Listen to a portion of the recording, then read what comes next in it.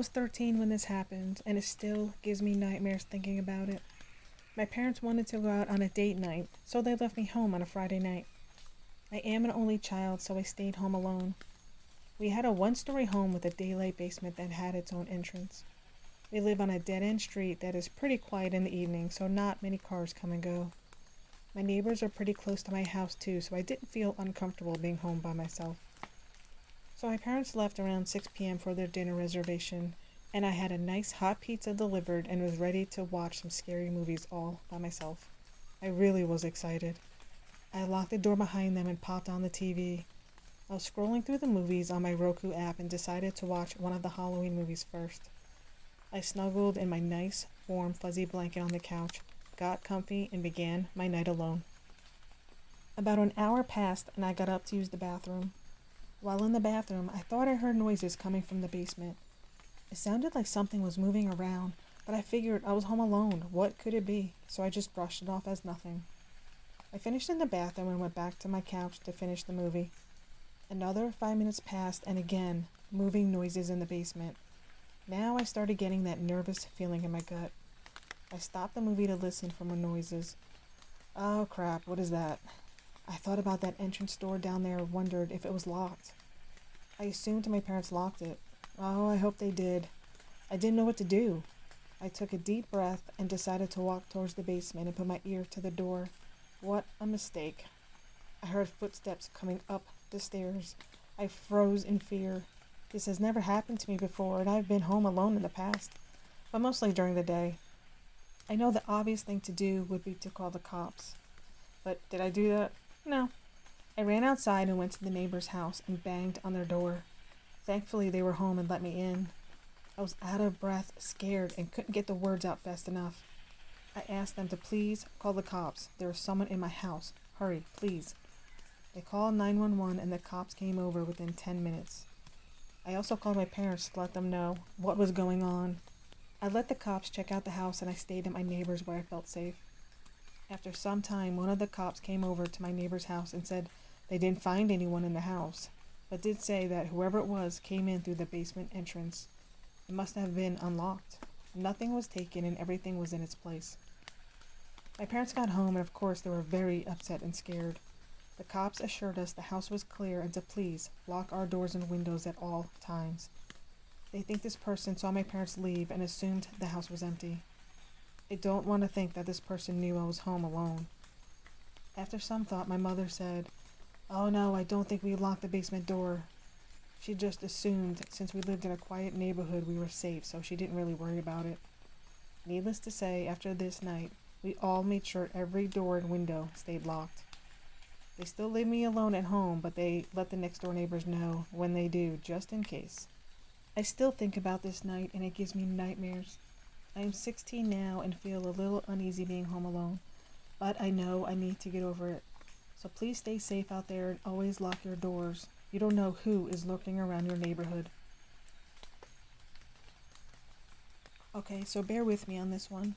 This happened when I was a kid and I double-checked the story with my family.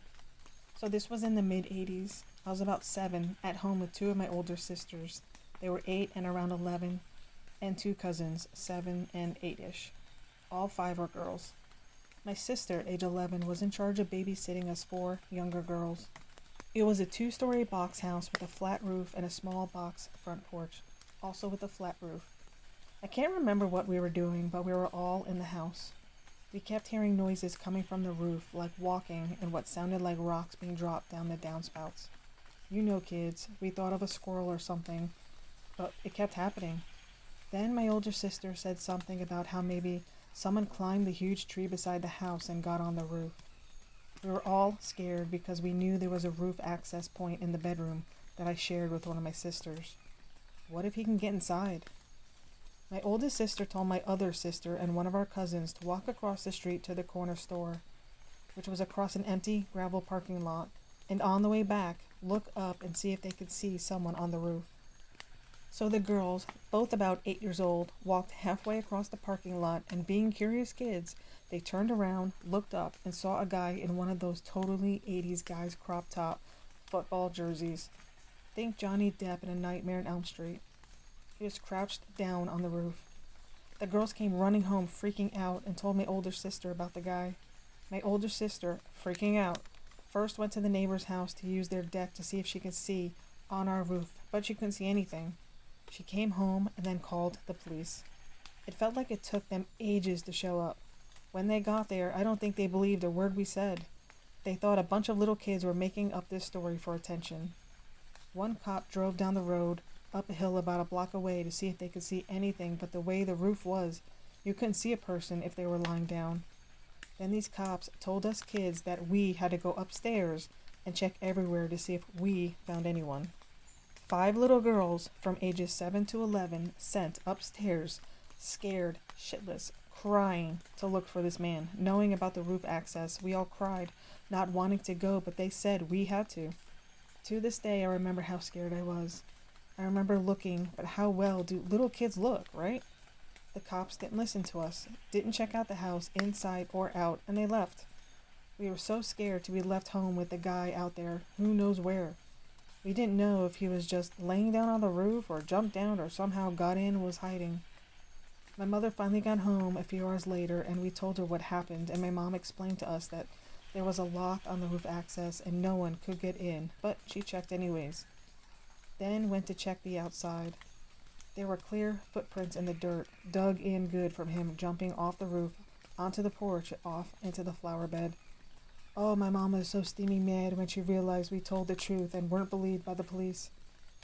We went to the police station the next day and were all separated and interviewed. We all told the same story. My mom went up one side of the cops and down the other. We never found out who the guy was or why he was there. Did he know it was a house with 5 little girls home alone?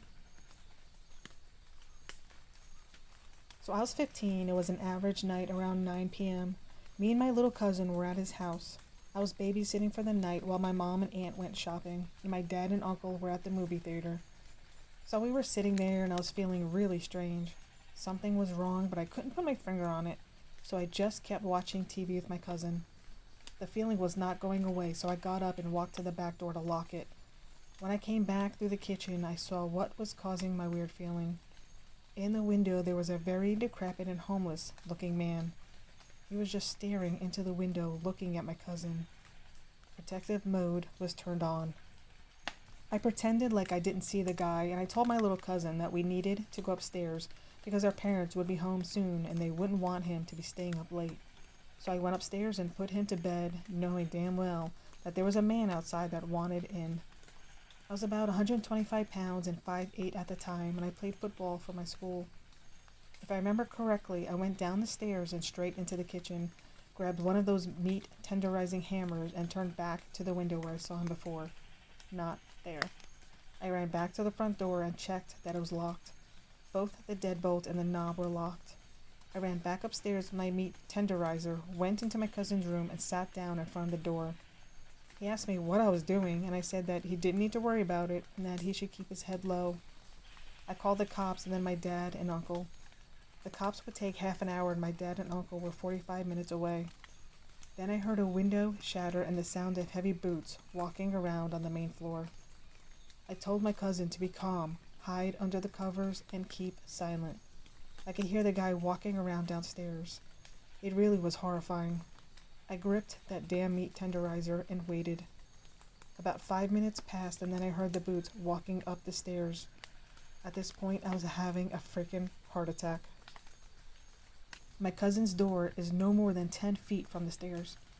I heard him opening the doors to my aunt and uncle's room, then the bathroom. He walked back down the stairs and I heard him open the door to the basement. 15 minutes later, the police showed up and burst into the house. It turned out the guy was loose from a mental hospital 1 province away. This was in Canada. This wasn't at home, but in a dorm where my classmates and I stayed during one of our internship months. Our other schoolmates who stayed there ahead of us told us some scary stories, but I didn't really mind them. During our first night there, my roommate decided to go with our professor somewhere, so I was left alone for the whole night. I made sure to lock the door and even kept the lights on before sleeping. I suddenly woke up, but I wasn't completely awake. I was still half asleep when I checked the time on my phone and realized it was only 2 a.m. I was about to cover myself with a blanket, my eyes still struggling to open fully, when a dark shadow, shaped like a person, came gliding or walking from the door. I didn't really see the feet, so I couldn't say. I also didn't hear the door open. Then I fell completely asleep. When the morning came, I was surprised to discover that the door was unlocked, since I was sure that I had locked it the night before. I checked everything, and nothing seemed out of the ordinary. I went to the dining area and chatted with my classmates. I completely forgot about it and thought it was just a dream. When my roommate arrived with our professor, I asked her if she had come back last night, maybe to get some stuff or something. She swore she didn't. I got goosebumps and told my classmates about it. Then we all just shrugged it off and rationalized it with the fact that I was half asleep and having some kind of dream. But that wouldn't explain the unlocked door, though. Our previous schoolmates who were there previously even had a scarier experience. I told one of my friends who was there previously about my experience, and she said that one night, her roommate, still half asleep, suddenly came over to her bed and asked her to sleep beside her for the night because there was someone standing over her bed and asking her to go away and move to my friend's bed. There was no one else in the room. I will admit, at my age of 47, I am afraid of the dark. Therefore, if I'm home alone at night, I can get a little nervous. I am married with a 10-year-old daughter. We live in a single-level home on a dead-end street. Thankfully, we do not have a basement or a garage. It's just a house. We live close to our neighbors too, so I usually feel safe. This incident happened last month. My husband and daughter went on an overnight Cub Scout camping trip. I stayed behind because I had to work the next day. So they left the house at 5 p.m., and I was looking forward to being all alone, watching reality shows and eating a nice steak meal. I settled on the couch and enjoyed a nice quiet dinner. Around 6:30 p.m., I see a shadow walk by the front room window. It moved fast. I assumed it was something innocent, like a branch or a bird, so I just ignored it and continued watching my show. Another 2 minutes go by, and again, a quick shadow goes by the same window. This time, I paused the show and got up to check it out. I did not want to go outside, so I just looked outside the window and didn't see anything. I then heard a scratching sound at my front door and thought, okay, what's going on? I know we have stray cats outside, but they don't scratch the door. And we also have raccoons, but again, they don't scratch the door. They just run to the backyard and look for food, which we do not have back there. I decided to check and make sure my doors were locked. Thankfully, all of them were. As I walk from the back of the house to the front, out of the corner of my eye, I see someone standing at my glass sliding door that leads to the side of the house. I looked at him and he was just looking at me with no expression. Then he creepily lifted his arm up and waved to me. I just froze, my heart racing. What the hell do I do now? So I ran to the front room where I was watching TV and grabbed my phone to call 911. I then heard him trying to pry the glass door open. After a few tries, he started banging on the glass. I told the dispatcher to please hurry, someone is trying to break in. She told me to remain calm, police are on their way. Right, stay calm. How? Someone's trying to break in and maybe kill me. I ran to the kitchen and grabbed the biggest knife I had and I just waited. I couldn't run out the front door to the car, he would have seen me and got me. He then walked to the kitchen window and tapped on it. What he said to me will always remain in my memory. He smiled and said, I will always remember where you live. Finally, the cop showed up and he took off. He didn't wear a mask, but I remembered his face and what he wore. I gave all the details to the police and they took a report. So far, he has not been caught. I told my husband what happened and we changed the locks. Since this has happened, I cannot sleep. Any little noise wakes me. I have nightmares about him breaking in and just standing over my bed watching me sleep. I am thinking of getting some therapy to help me get over this. I was house sitting, babysitting for a new neighbor. She moved here to Indianapolis as a single mother from the East Coast. I was in the 6th grade, so while she was off on a date, all I had to do was stay in her room and do my math homework. Her 2-year-old child had fallen asleep in his room. The phone rang around 9 p.m., so I answered it. The man just asked, "Who are you?" I told him I was the babysitter. Then he began to ask me personal questions like my name, my age, where I live and go to school, and where the baby's mother was. I got scared, so I hung up and called the mother and told her what happened. The guy called back and then just started saying the address I'm at. He then asked if the baby was okay. When I said yes, he said, "How can you be so sure when he's so close to the window?" To which I said, "I'm just the babysitter and I'm trying really hard on my homework and now I'm scared." Basically, a mental breakdown happened. 5 minutes later, the mom showed up and explained that it was her ex-husband who found her. She handed me a wad of cash and excused me. I don't know if the guy was in the bushes or calling from Massachusetts or what. It was really scary. Why didn't he just say he was the father? Why just ask me questions and act all creepy? So in the end, all was okay, but I can understand why he was an ex-husband. I think I was about 14 years old when this happened. An old childhood friend moved back to my state after settling in Hawaii for a couple of years. I was so happy to see her and of course immediately planned to have a sleepover. Unfortunately, she had moved pretty far from my area as rent had only skyrocketed in the last 4 years she was gone. Her mom was a single mom and she also had a younger brother, which probably didn't make it any easier. They had managed to find a house to rent that was kind of in the middle of nowhere. They were on a property with farm animals and acres of forest and fields, and the nearest neighbor was nowhere in sight. It was a 20-minute drive to the nearest town from our house, which left it kind of isolated. Anyways, I get there and immediately decide to go camping in the backyard, just like we used to do when we were next door neighbors in the suburbs. This time was a lot more authentic with the trees and animals that surrounded us, even if we could still see the kitchen window from where we pitched up our tent. I brought my suitcase into the tent and we set up our sleeping bags. I also had this crappy little lantern from Costco that my mom had bought me. We left all of our stuff in the tent and then went back inside to play and watch movies. As the night approached, her mom said she needed to go get something. It's kind of fuzzy. I don't remember if she needed groceries for dinner or if she was going to pick up the younger brother, but the two of us assured her we were fine on our own and she ended up leaving for a while. Of course, we were excited when she left. I pulled out the candy that I had brought and we queued up some movies that we were not allowed to watch. I believe it was The Hangover. We ended up watching 2 movies and before we knew it, it was 1 a.m. The living room we were in was right next to the front door, a wall of windows with crappy plastic blinds offering a lot of natural light in daytime. All the lights were on inside the house. It made us feel safer since we could see everything around us. But it also made seeing outside into the pitch dark impossible. We started up our 3rd movie of the night and it was kind of an unspoken agreement that the camping idea was out and that we were probably just going to fall asleep on the rest of the blankets on the couch. But before we can get too comfortable, her dog started barking. My friend was kind of annoyed but also confused because her dog was normally pretty quiet.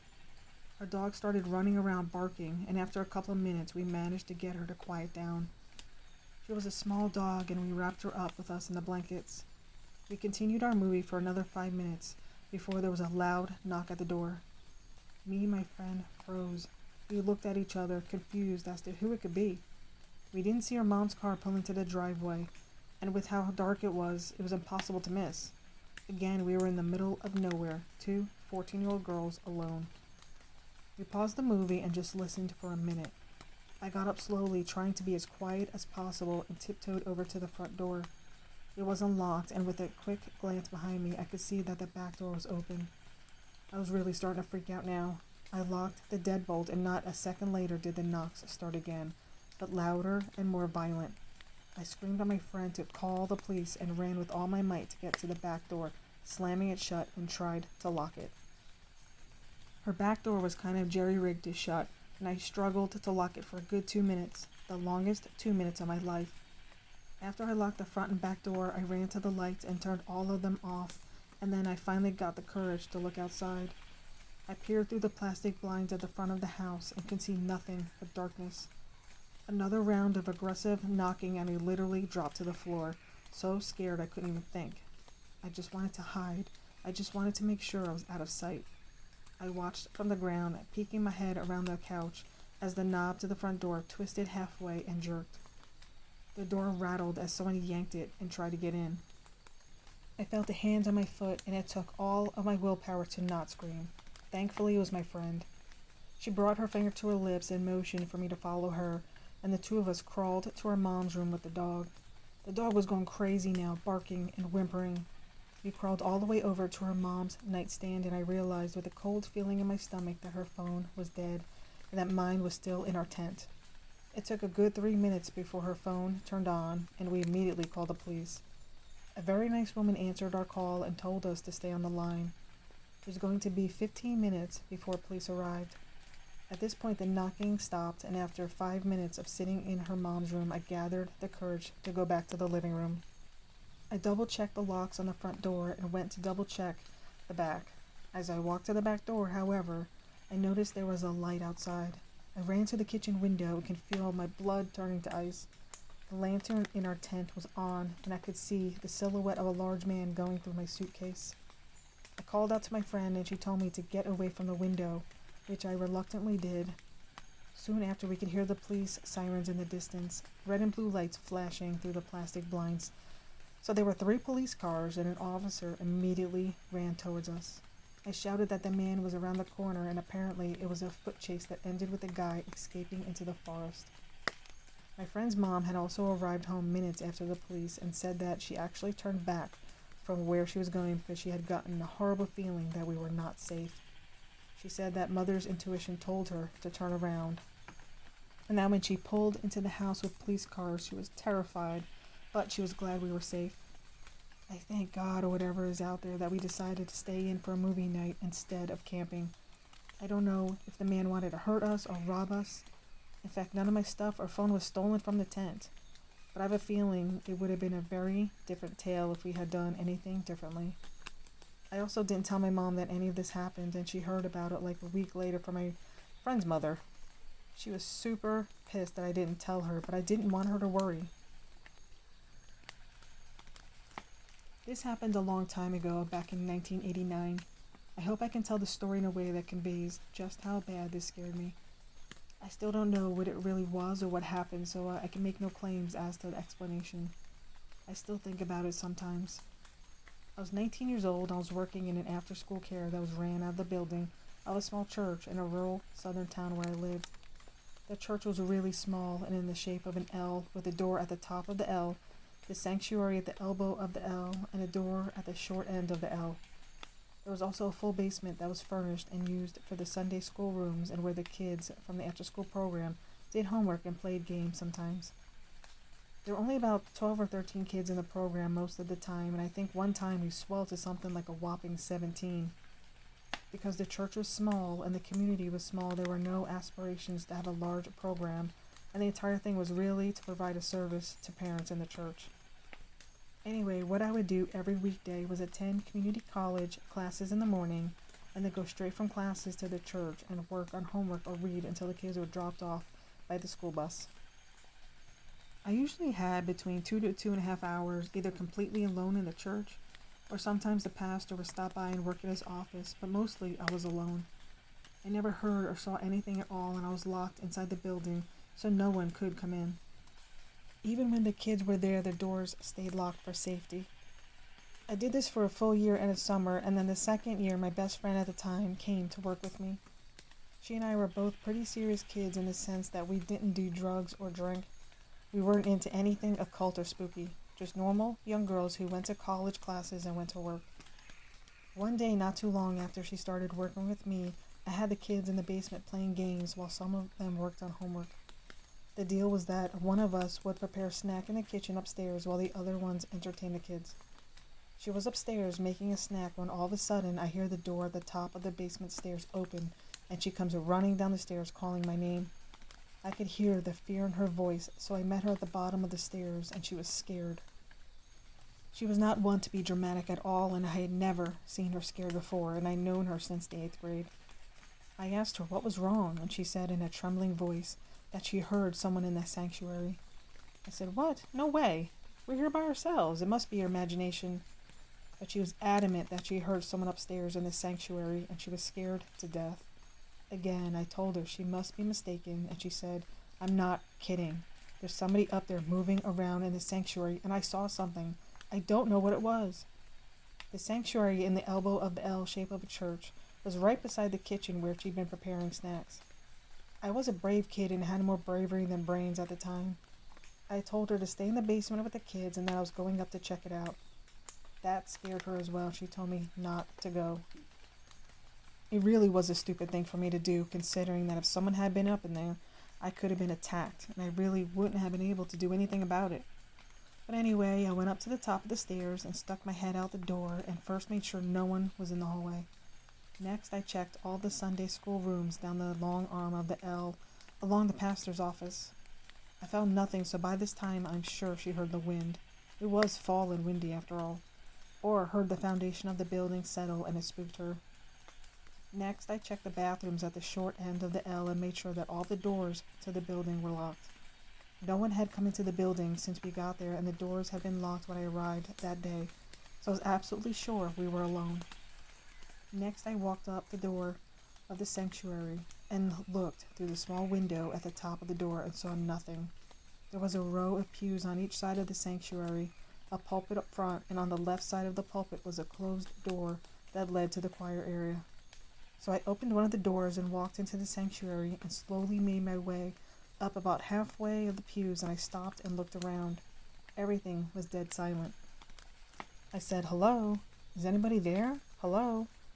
And just as I finished saying that, the door to the left side of the pulpit slowly swung all the way open. I can't really put into words the feeling that hit my body. The blood drained down out of my torso into my legs, which both tried to run and were bolted to the floor at the same time.